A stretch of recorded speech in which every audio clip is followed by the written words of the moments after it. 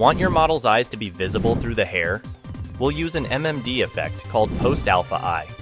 First, load your model in MMD by going to Model Manipulation, click Load, navigate to your model's folder, and select the PMX file. Next, let's zoom in so we can clearly see what we're doing. To use the Post-Alpha Eye effect, we need to know the subset numbers for the eyes and hair. Go to MME, click Effect Mapping, and in the Main tab, right-click the model and select Subset Extract. Uncheck and recheck until you see the hair and eye textures. In this example, subset 4 is the hair texture, while subsets 6, 7, 8, 9, and 17 are for the eyes. Now, open the Post-Alpha Eye folder, duplicate the draweye1.fx file, and rename it.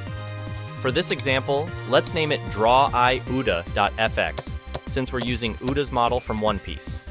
Open draweye-uda.fx and change the eye subset value to 6, 7, 8, 9, 17.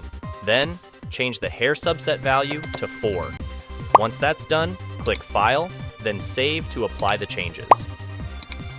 Next, open postalphaeye.fx and look for the line that contains draweye2.fx. Copy that line, paste it below, and with the name of your model's PMX file,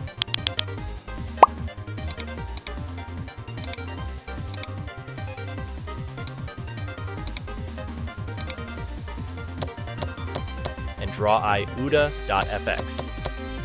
After making those changes, save the file again.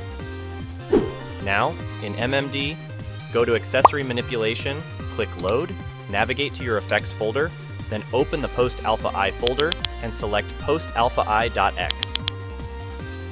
And that's it. Now your model's eyes will stay visible, even behind the hair. Help me reach 10K subs this year by leaving a like and subscribing. Thank you, and see you in the next tutorial.